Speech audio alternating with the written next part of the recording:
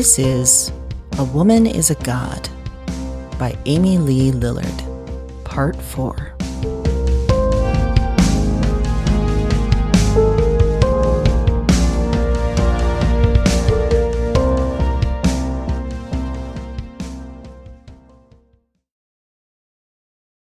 Thursday. I wake thinking about reboots, retellings, recastings, the same stories told again and again with different people. Spider-Man and Batman and Superman, James Bond and Charlie's Angels and Doctor Who, The Odyssey and Circe and Wonder Woman. The stories never truly ended but morphed, hitting similar notes and key phrasings, but told with new bodies for new audiences. Eve had said that her story wasn't done. Though she was long dead, she continued to revisit, reboot, relive the scenes. And death meant nothing to that process. Did that mean reincarnation was real? Or our entire world was one big Groundhog Day, rinsing and repeating for infinity? Happily or unhappily ever after? I stretch from my spot at the table, once again full of the aches and pains of an old body sleeping like a young person. My pages are scattered under me and on the floor. I pick them up, shuffling and ordering as my bones and joints crack. It's quiet, the late night or early morning quiet of much of the inside and outside world asleep. The clock on the wall says 4:37 a.m. I pull back one of the window curtains and see the acidic, grayish black of night covering our kirkyard, creating pockets of darker dark in the woods. I listen for noise in the rest of the castle, any shuffling of dead feet as my friends roam, but no sound comes. I'm not tired anymore, so I wander, out of the great hall into Marcus's main room, his books still in their places, his art still on the walls. I touch everything, reassuring in their physicality. Back in the early days of the dating apps, so analog to the modern world of holo and sim sex, Marcus and I would take screenshots of the worst offenders, the coke nails and nipple rings and stripper poles and guns and desperate bios, and send them to each other, easing the sting of despair. I wish I could scroll through them now, laugh and gag and scoff. Where is our extensive digital library of dicks? Our chronicle of the 2010s and 2020s? Primary sources of history long lost to server collapse. Marcus is long gone, but his essence, his air, something, still feels here. I remember how he hugged, how he stood, how he walked, how his face moved with story, how he laughed. But as I touch Marcus's books and furniture, feel the carpet give way under my feet, I know I'll have limited time with him, with all of them. This is all real, I'm sure of it now. But it won't last forever. Time is building, events compounding. We're all moving towards something. My feet are carrying me somewhere, and everyone is here to help me? Clear the path? I don't know. I leave Marcus's room and take the stairs past the second floor, with my rooms and Kira's, and up to the third. My feet are bare and cold, but the movement warms them. I glance in Patty and Joan's rooms, the jarringly empty spots where all their plants had lived, where I'd removed them the week Joan died, placed them at the heads and feet of their owners' graves out back. I'd probably need to apologize to them before this was all done, tell them I was sorry I couldn't keep those plants alive, that it had felt too cruel, too unfair, that I could keep green things thriving if my friends were gone. On the other side of the hall is Ben and Elliot's rooms. Comic book prints on the walls, books above the cabinets and on every open space. A big bowl that used to hold peanut M&Ms. I'd eaten them all on the day Ben died, stuffing them into my mouth with a furious frenzy, tears clogging my throat along with chocolate. It's still early. The others, Kira, Joan, Ben, they had come to me once the sun was up. So Elliot will come soon. This new pattern, this new routine, adding one dead friend a day, replenishing the castle, rebooting our grand idea. The symmetry of it is soothing. Until then, I sink down into the couch Elliot loved and quickly doze.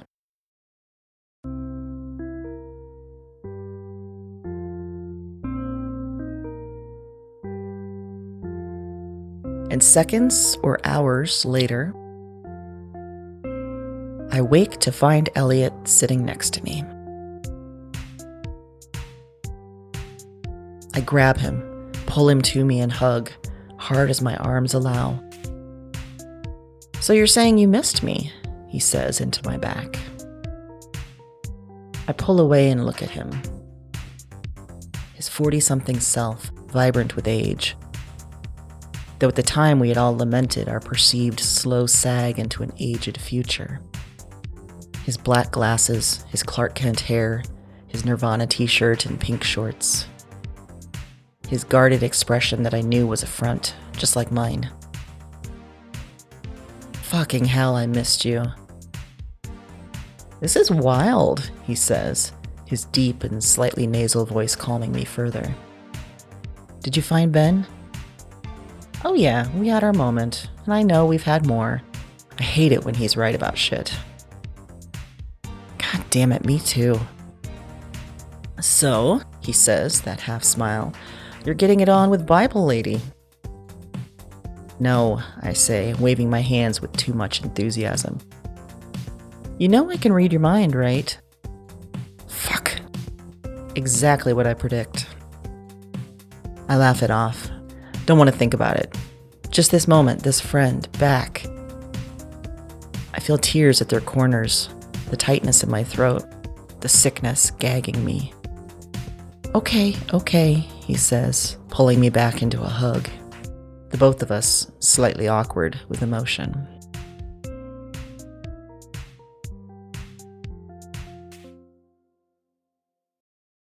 When I moved to town in my 30s and Marcus found me and welcomed me into his group of friends, some of them were slightly suspicious.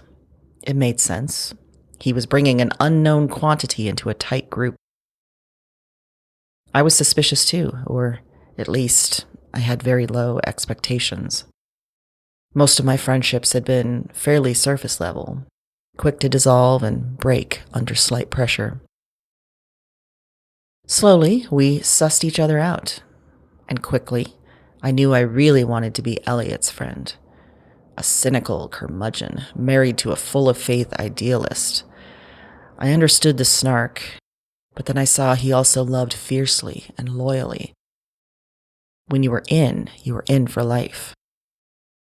It took a couple years, and then he was the one that I could talk to about everything.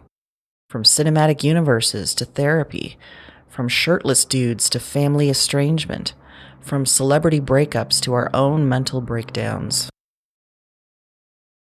"Question," he says as I wipe my eyes. "Have they rebooted Superman again while I was dead?" "Fuck if I know," I say. "I stopped caring when you left." "Okay, good, because any new one was probably born when we were 60? I laugh. Maybe they finally made him gay. "Don't tease me." He looks around the great hall.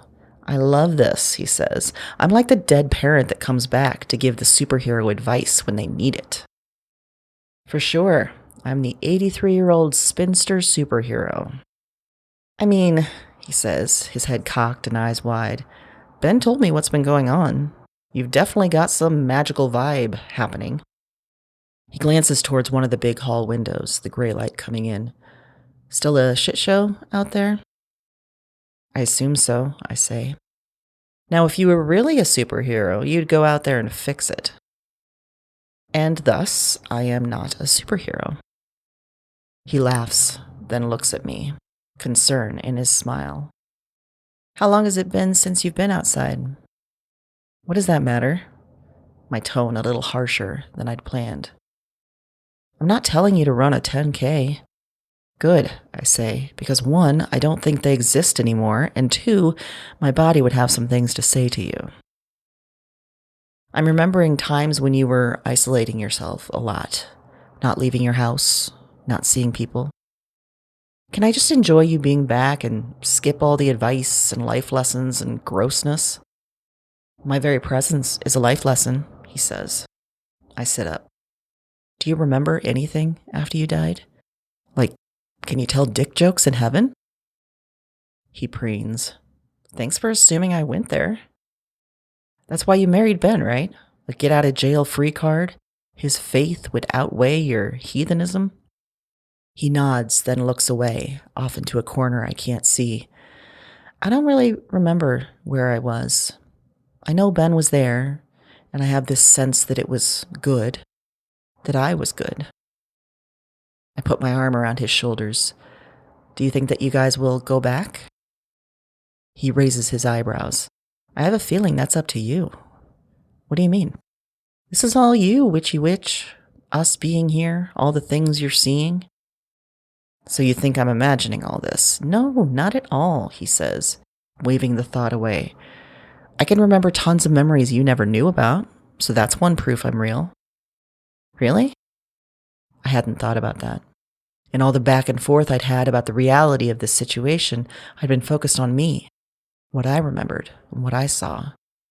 And, he says, crossing his legs, this, seeing dead people and visions and all that, not that surprising.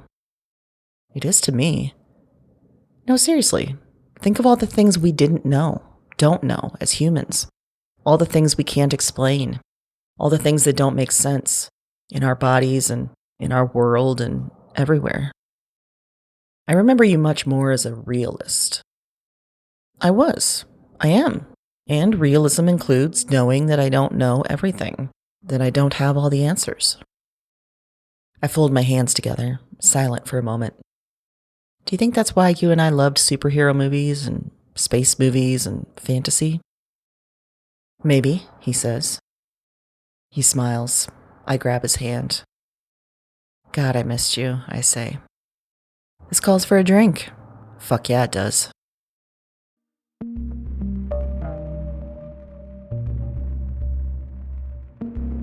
The Great Hall is filling up again with our people and our stories. Ben and Elliot sit next to each other, hands held. Kira and Joan stand, touching items on the shelves, testing their physicality. Was Elliot right? Was I the witch in charge, bringing all my family back together? And if so, when they were all back, what then? Would I have to let them go once more? Would I be able to? A long time ago, I wrote a short story about 3 women in their 80s who gained magic powers. They'd got their periods in youth, and freedom from their periods in middle age, and then a third phase, power like they'd never had. From their assisted living homes, they became a force of vengeance and life. Writing that from the early hilltop of middle age had been pure wish fulfillment. I wrote it for my own grandmothers I barely knew, who'd been made so small and powerless by the men in their lives. But I also wrote it for me. I'd looked into the future and wanted power, the power that men had long accused women of having. I'd forgotten about that story afterwards. Years passed without thinking about it. And now here I was in my 80s in a castle, surrounded by the dead I'd summoned, seeing visions of other worlds and lives, watching old stories come to life, connecting with the original witch in my sleep. I laugh a little and sip from my vodka tonic as my dead friends drink their own drinks and laugh their own laughs. I feel my spine straighten, my wizened bones snap to attention. We've been telling you, Kira says, knowing my thoughts. You are a legit witch now. We are in your presence, talking and drinking and doing the things, Joan says. You're a witch. A good witch, Ben says, the goodest. To the witch. Elliot raises his glass and the others join him. I look at their faces, searching for sarcasm or ridicule, that constant suspicion I could never shake, earned from neglectful parents and abusive exes. I see only earnestness and joy. I look at Elliot again as we take sips from our drinks. Taller, stronger than when he died, back in his middle-aged body before we all shrunk and flattened. Back when he ran all the time, for health and for races and for his own sense of youth. When I was in my 20s and 30s, I ran too, but my goal was always to get smaller. No matter how much I might convince myself it was for health or mental sanity, it was really all to shrink my legs, my stomach, my frame. I ran and I ate little and I was thin, and it made me happy on the surface. Until my body began to revolt, my runs filled with aching knees and shaking arms and quavering hips. My runs increasingly ended with my legs giving out. And still, my concern and fear was not over the structural integrity of my body, but on my ability to stay thin. My body was always the enemy. Too big in the belly, too small in the tits. Too big in the feet, too small in the ass. Too many tantrums in the digestive system. Too many gut feelings telling me to run when I believed I should stay. So my job was to tame my body, to ignore what it told me. What if, instead, I had listened to my body? What power might I have had? I rise from my chair and walk slowly out of the hall. I take the stairs to my floor and into my rooms. I walk into my bathroom, close and lock the door. I take off my clothes and look in the mirror.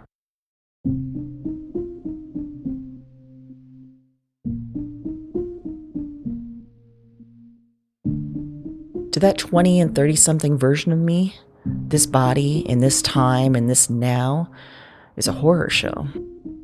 Thick thighs that rub each other raw, huge feet that had somehow become wider, flatter, longer.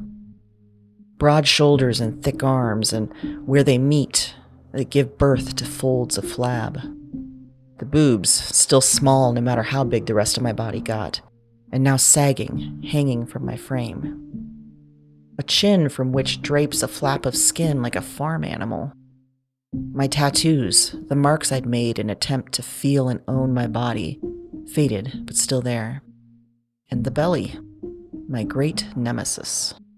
Always round, sometimes rotund, pregnant with no child. Impossible to hide, impenetrable to any change. Convex when it should have been concave.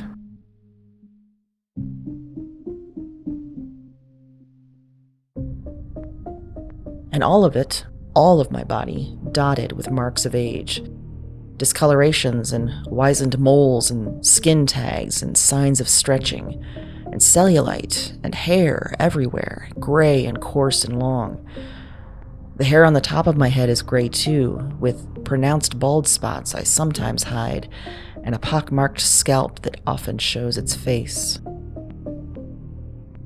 Maybe things are different out in the world now, but when I lived outside the castle, aged out there, this body, this shape, this crone come to life, was used to scare women into spending all their time and money on maintaining or recreating youth.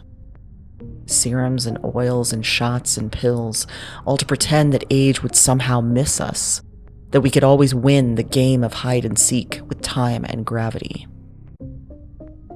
When this shape started to reveal itself, coinciding with unpredictable periods and flashes of heat and raging acne, and of all the markers of the Great Change, when my body migrated all the fat towards the navel, faded the red of my hair, hardened and marked my skin, I'd read about the vagaries and rapaciousness of diet culture and gave it all up. No more would I try to change my body to fit an ideal that was never real. There was comfort in that ceasefire, in recognizing my body was not the true enemy.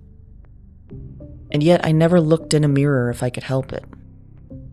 The things we learn about the female form we learn early, when our brains are spongy and full of delight, ensuring we'll never forget what ugly is, and never rest in fighting ugly. A glance in a mirror at my 83-year-old body would rattle me. So now I stand in my bathroom and force myself to look. I touch my right thigh, and I'm in a memory. Back in high school, running up the massive hill beyond the grounds for cross-country drills. The muscles in my thighs churning and pushing. The power they held. They propelled me up that hill to emerge whole and victorious and buzzing with adrenaline. I wheeled on those thighs to look down the hill at my teammates, at my school, and the downtown of my city, to survey how high my body could send me. When I pull my hand away, I remember how I hated my thighs then, how I was mortified at the short shorts the school issued, how exposed my failings would be. I touch my left thigh, and I'm back in a frequent moment, squatting down to greet a cat or dog, to let them smell me and assess me, and decide if they'd allow me to stroke their warm fur, and my thighs, strong and steady, supporting me as I gave that animal my patience, earning my time with them. Pulling my hand away, I remember how angry I'd be when my thighs wouldn't shrink after running 6 miles every day on subsistence calories. I put my hands on my breasts and remember the feel of a man's tongue on my nipples and a woman's hair on the soft tissue, and the joy that I felt like a rope connecting my brain and lungs and cunt. My hands gone, I remember how bras cut into the underside of my breasts and left gaps that threatened exposure, and how I never blamed the mass-produced product, but my own inability to be a real woman. I touch my arms and see the things I'd held, the books and grocery bags and luggage, the animals, the warm bodies of men and women.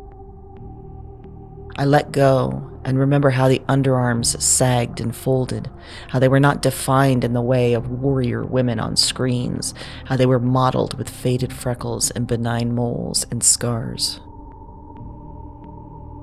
My body has let me live these 83 years, has moved me through the world, has let me touch and taste and smell and see life. It's an animal body, and like all animals, it has aged. But it carries the memory of all it's done, no matter what visual value I give it. And more than that, it's evolving. My body is bringing my friends back to me, giving me sight into other worlds, transporting me to lands of myth and creation. The power this body has, and how long I've denied it. I touch my belly, the repugnant thing that formed muffin tops and food babies and apple shapes, and all the images and language we used that meant revulsion. I remember how my belly had tried to warn me when I dated an abusive ex. The sickly nausea in the first months that graduated to sudden diarrhea in the first years that morphed to desperate, frightening numbness in the last years. All of which I ignored. He looked good on paper, and he looked good to our friends, and he felt familiar to my troubled parents and their havoc, so that magic inside, that intuition that knew what would come, I denied it. I remember how my belly had pointed me to certain jobs, to specific cities, to key people. And with that feeling in hand, I'd instead seek out rationality. Research that job and city and person, compile data, compute what I should do, no matter what my body said. And the sickness that would come when the evidence pointed me away from my gut. I remember how my belly warmed me in the cold, how it gave cats a soft place to curl up, how it stopped aching when I would gently rub its contours, how it made me look like paintings of mythical women with round and strong bellies that added to their beauty. I touch my belly and know that this power, these last days, are more real than anything. It's always been there, speaking to me, guiding me. I'd beaten it down, made my body a broken animal thing that I starved and punished and pushed and hated, like an abused racehorse, a cast-out street dog, an abandoned child. It tried to resist, to follow instinct, but only got hurt, so it went numb and quiet. But now my body is speaking again, a reboot, a retelling, a rebirth, and I'm finally listening.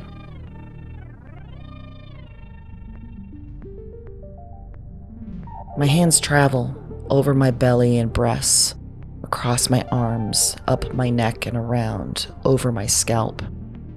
I bend over and touch my feet, journey up over my ankles and calves and thighs. I touch everything and everywhere, and I let my touch linger and circle and caress and move, and my hips move, and my breath comes fast. And I never take my eyes from the mirror, watching what my body can do. One hand moving like a lover's hand across my neck and chest and scalp and belly. There it rests on my beautiful big belly, feeling the air inflate and deflate, feeling the shudders within. My body, all of it, every hair follicle and pore and sign of age, all a living nerve, all connected to the great power. I feel the edges of what is to come, the sensations that defy language, the great wave that will move across everything in this body. But this time it's bigger, wider, more powerful than anything I've ever felt, and it is coming. It is near. It is squeezing my vocal cords so I make noises without words. It's turning me to a quivering, shaking mass of animal flesh, old and worn, yes, but finally tapping into the power it holds. And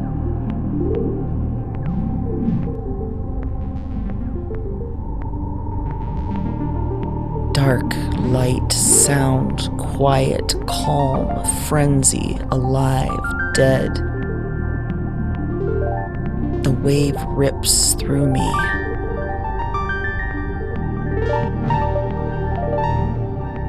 The skin can't contain it, pushes out light and energy through every minuscule hole. The mind can't compute, but also knows everything about everything, all the world, all the things.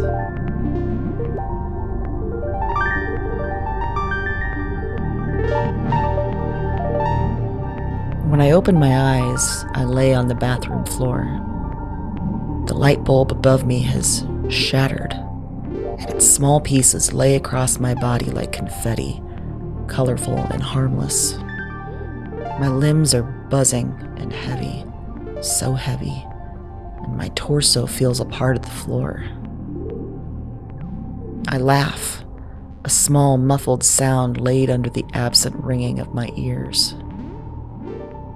I put a hand on my belly and feel the echoes of spasms, the vibration of all that lay under my skin, the muscle and fat and organs and blood. Entire caverns and universes of life moving and acting. All of them have laid their task aside for a moment to reverberate together, to show me what I am capable of. The true superpower within. I can do anything.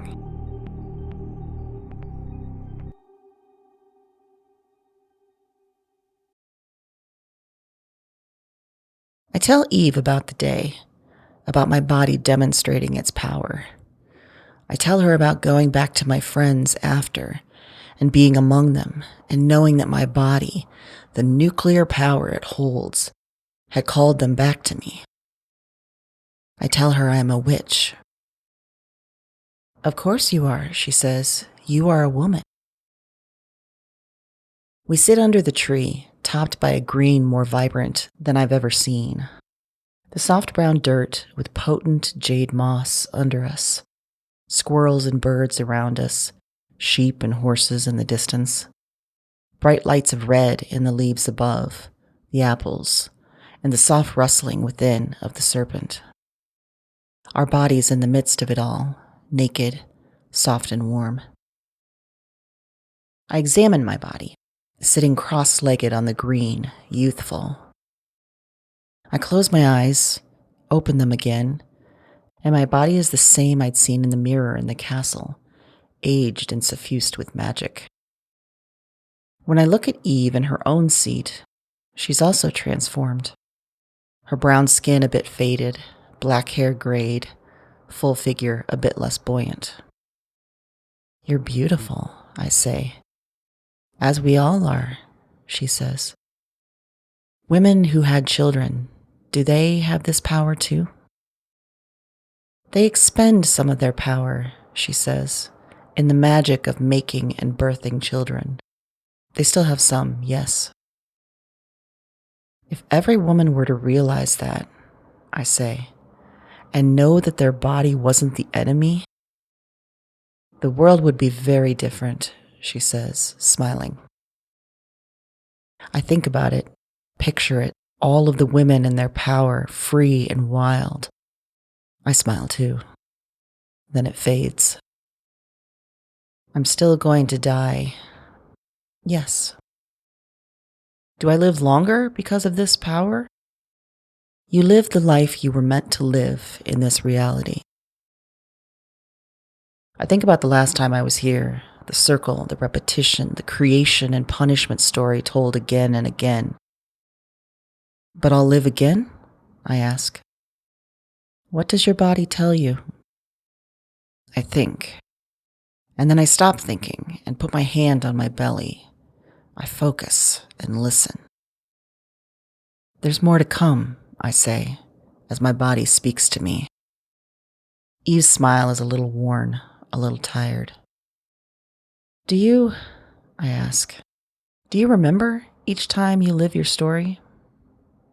Do you know what's coming? I'm thinking of the tree, the apple, the banishment, the sons that killed one another. Because I ate the apple, she says. Is it punishment or a gift? The knowing. It's both, she says. It's neither. It is what happens.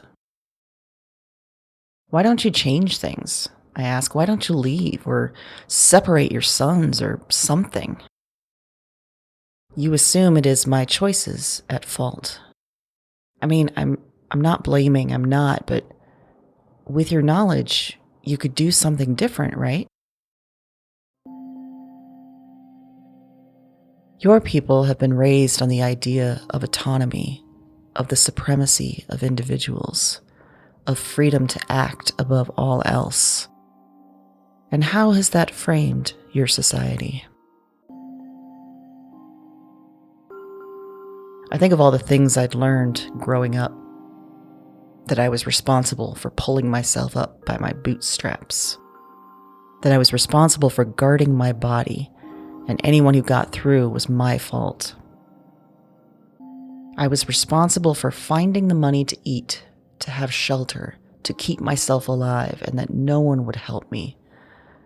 I was nothing, of no importance, compared to the lives and fortunes of corporations and politicians and warmongers and men. If it makes more sense to you and your ideology, I've tried, she says. I've tried doing things different, and everything happens the way it was meant to, for the story. That's terrible, I say. But it's human, she says. Look at your history. Things happen again and again. Wars are fought again and again for the same reasons, with the same people. You have a record of what has happened. You have a thread, but no one heeds it. So, I say, I'm going to live again, but I won't remember any of this. Or if I do, I won't be able to learn from it. That is a possibility, she says. But there are others? There are always others. Under my hands in my belly, I feel the string, the pull, the code, the message of intuition that I can now hear as clear as my own voice. Yeah, I say. We sit on the green, two old women, and listen to the wind and the bleats and chitters and rustles. We watch the sun move in infinitesimal moves of millions of miles. We mark the gradients of color where it had all been monochrome. We draw patterns among the clouds and the daylight stars and sliver of moon. I also watch Eve. She'd been cast in a central role, then made responsible for all that came after. She'd been living with that unwanted authority for all time. And I'd been thrusting that role back at her with my questions and despair and curiosity and gloom. Who was she without the story, without who she was made to be? What was he like? I ask. Who? Adam. You know of Adam, she says. But not really, I say. Not who he was beyond a narc. She looks surprised and even a little confused. I'm not asking for the story, I say, and I'm not really asking about him, I guess. I'm asking about you, for your truth, your experience. Was he good to you before the apple and after? She blinks and looks down. I didn't know him, not at first. But there wasn't dread or fear in that not knowing. There was curiosity. The Creator brought us together, and I wanted to know this other human, the only other one. We were the same, but we were shaped differently. We marveled at that, in each other's bodies and in our own. I remember excitement, wondering how other humans would be shaped. She stops, and I wait a moment. Then, did you love him? We didn't know that word, she says. We had the same word for being, for living, for joining. Does this hurt? I ask, talking about it. Did you think about that when you were writing my story? Her words sound calm, but feel hot, breath rolling over me like dragon fire. I didn't mean to offend, truly. I thought I could, make something real that wasn't and make it full, and you didn't believe I existed, she says, so you thought you could tell whatever story you wished. I open my mouth to reply, then shut it again. I take a sharp breath through my nose. My body, it was telling me, I say, my voice suddenly hoarse. All the weird things that happened when I tried to tell your story, the aches and blackouts and dreams. It was me, wasn't it? My body, telling myself to stop, because I was getting it all wrong. And now you're listening. Yeah, I say quietly. I'm sorry. The silence between us stretches as we both let my apology drift in the air, waiting to see if it sticks. After some time, Eve speaks again. I was confused, she says, when Adam told the Creator what I had done, eating the apple. Adam said it in a way I'd never heard him speak. There was a layer atop his speech, something I couldn't see or touch but could hear. So well it slid into my breast and sliced. I felt it in my bones and blood, my body telling me something was wrong. I am quiet. I hear all the stories that are told about that moment, she says. I hear them as history, and I hear them as they are spoken in your time, and I hear what will come. The stories name that thing that covered Adam's speech. They call it morality, or truth, or obedience. They name it as right and just.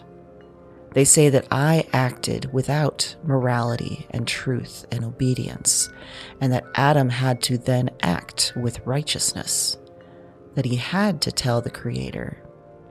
He had to reveal I broke a rule in order that humanity might survive. I hold my hands and wait. But all those words, she says, they were made up after. We knew none of them. We only knew each other, the garden, and life. We only knew the language of our bodies. Mine told me that eating the fruit of our home was natural and wise and just, no matter if our Creator had said otherwise. For He made us, and then He left us. It was Adam and I, and the animals, and the nature, and that was our world. Why not listen to it? Why not revel in it? Adam betrayed you, I say. Yes, she says. When I learned that word eons later, I recognized it in my heart and head. Eve points around us at the garden. And not just me, he betrayed all of this. He betrayed life. But you were blamed. I was so confused, she says, for so long. And that only deepened when we were expelled from our home. We wandered and only had each other, but we no longer felt like one, Adam and I. When we touched our bodies, his felt different. It was infused with this act of his. It cut and hurt the way he moved. I know that's why our boys were broken. He put his betrayal into my body, and it helped form my Cain and Abel. They knew it only as life. I want to touch her, to comfort her and myself, but I don't want to stop her. Adam had made the two of us separate beings, she says, from each other and from the world we lived in. He made us opposites and introduced battle and strife and competition. That's what he put into me, and that's what our boys did. They fought their whole lives for things that could have been theirs without thinking. They fought each other because they were not one as they could have been, until one of them killed the other. And everyone after them, she says, killing was in their blood, betrayal in their blood, all because of Adam, I say. Her eyes look wet, but it could be the gleam of the gradients and light. Her smile is a sad thing. I'm sorry, I say. So am I, she says.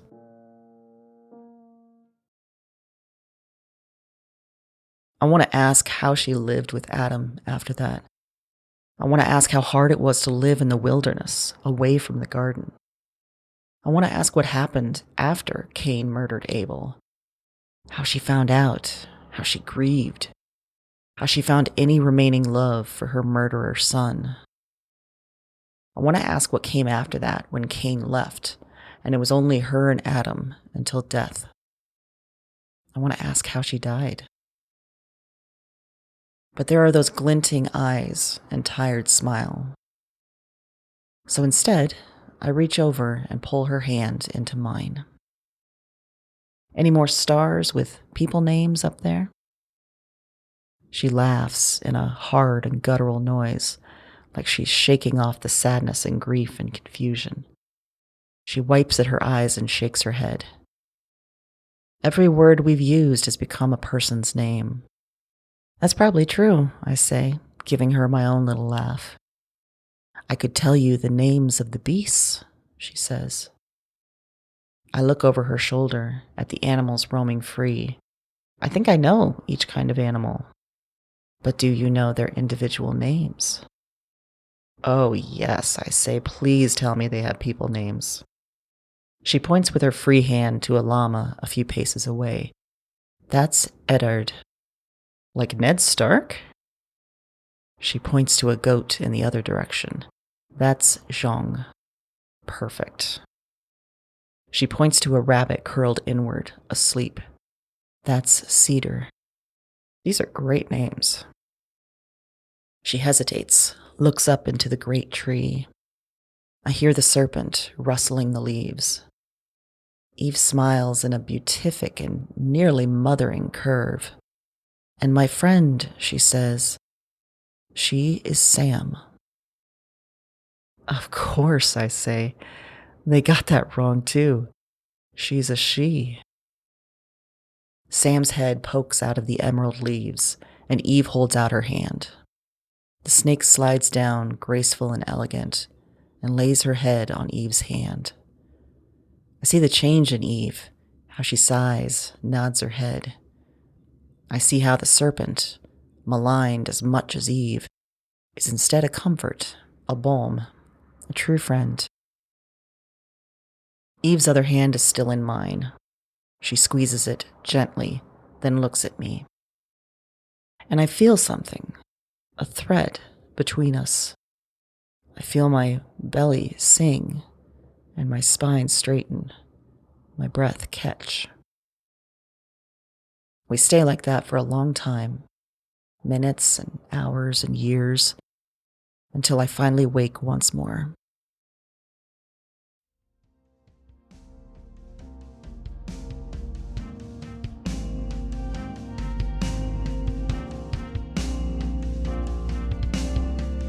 This was part 4 of A Woman is a God, a novel in 7 parts. Written and read by Amy Lee Lillard. Original music and audio production also by Amy Lee Lillard. Amy is the creator of Weird Woman podcast and the author of 3 books, Exile in Guyville, A Grotesque Animal, and Dig Me Out. And she's the founder of Rebel Yell Creative, helping creative individuals, community groups, and small businesses build, create, and resist through creative consulting, courses, and community. Find more in the show notes. If you'd like to read A Woman is a God, the full ebook is available at rebelyellcreative.com. If you like what you hear, tell a weird friend. Thanks for listening.